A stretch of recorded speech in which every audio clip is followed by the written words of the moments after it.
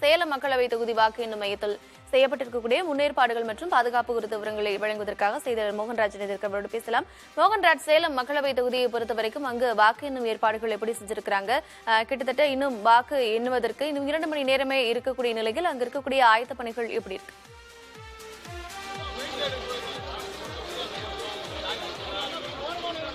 சேலம் மக்களவை தொகுதிக்கான வாக்கு எண்ணிக்கை மையமானது கருப்பூர் அரசு பொறியியல் கல்லூரி வளாகத்தில் அமைக்கப்பட்டிருக்கிறது. அதாவது பதிவான வாக்குகள் சட்டமன்ற தொகுதி வாரியாக பதிவான வாக்குகளை எண்ணுவதற்கு 6 மையங்கள் அமைக்கப்பட்டு இந்த வளாகத்தில் இன்னும் சற்று நேரத்தில் வாக்கு எண்ணிக்கை தொடங்கப்பட இருக்கிறது.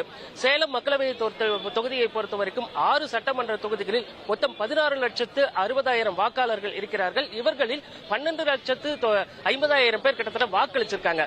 சேலம் மக்களவை தொகுதி வரைக்கும் பார்த்தோம் அப்படின்னாக்கா மொத்தமாக 78.18% வாக்குகள் பதிவாகி இருக்கு.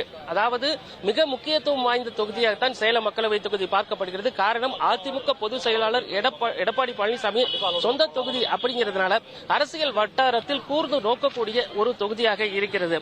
இந்த தொகுதியில் அதிகபட்சமாக அதாவது வாக்குகளை பொறுத்த வரைக்கும் அதிகபட்சமாக எடப்பாடி சட்டமன்ற தொகுதிகள் தான் அதிகமாக பதிவாகி இருக்கிறது. கிட்டத்தட்ட 80% அளவிற்கு அங்கே வாக்குகள் பதிவாகி இருக்கு. மீதமுள்ள தொகுதிகளிலும் கிட்டத்தட்ட அதே போன்ற ஒரு நிலவரம் இருந்தாலும் கூட முக்கியத்துவம் வாய்ந்த தொகுதி அப்படிங்கிறதுனால இந்த தொகுதிக்கான பாதுகாப்பும் பலப்படுத்தப்பட்டிருக்கிறது. குறிப்பாக இந்த வாக்கு பெட்டிகள் வைக்கப்பட்ட நாள் முதற்கொண்டே தொடர்ந்து காவல்துறையினர் 5 அடுக்கு பாதுகாப்பு பணியில் சுழற்சி முறையில் ஈடுபடுத்தப்பட்டு வந்தார்கள். அதே போல வாக்கு எண்ணிக்கைக்கான ஏற்பாடுகளும் ஒருபுறம் தீவிரமாக செய்யப்பட்டிருக்கிறது. குறிப்பாக ஒவ்வொரு சட்டமன்ற தொகுதி வாரியாக வாக்குகள் எண்ணுவதற்கு 14 மேசைகள் அமைக்கப்பட்டிருக்கிறது. குறைந்தபட்சமாக சேலம் தெற்கு சட்டமன்ற தொகுதியை பொறுத்தவரைக்கும் 18 சுற்றுகளாக வாக்குகள் எண்ணப்பட இருக்கின்றன. அதிகபட்சமாக ஓமலூர் சட்டமன்ற தொகுதியில் 25 சுற்றுகள் வரை வாக்குகள் எண்ண திட்டமிடப்பட்டிருக்கிறது. அதே போல தபால் வாக்குகள் எண்ணுவதற்காகவும் 6 மேசைகள் அமைக்கப்பட்டிருக்கிறது.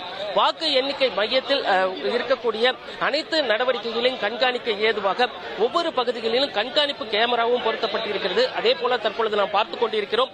வாக்கு எண்ணிக்கைக்கு செல்லக்கூடிய முகவர்கள் தீவிர சோதனைக்கு பின்னரே உள்ளே அனுமதிக்கப்படுகிறார்கள். ஏற்கனவே தேர்தல் ஆணையம் கொடுத்திருக்கக்கூடிய வழிகாட்டுதல் படி செல்போன், கால்குலேட்டர் உள்ளிட்ட எந்த விதமான பொருட்களையும் எடுத்து செல்லக்கூடாது அப்படிங்கிறதுல காவல்துறையினர் இங்கே தொடர்ச்சியாக அறிவுறுத்திக் கொண்டிருக்கிறார்கள்.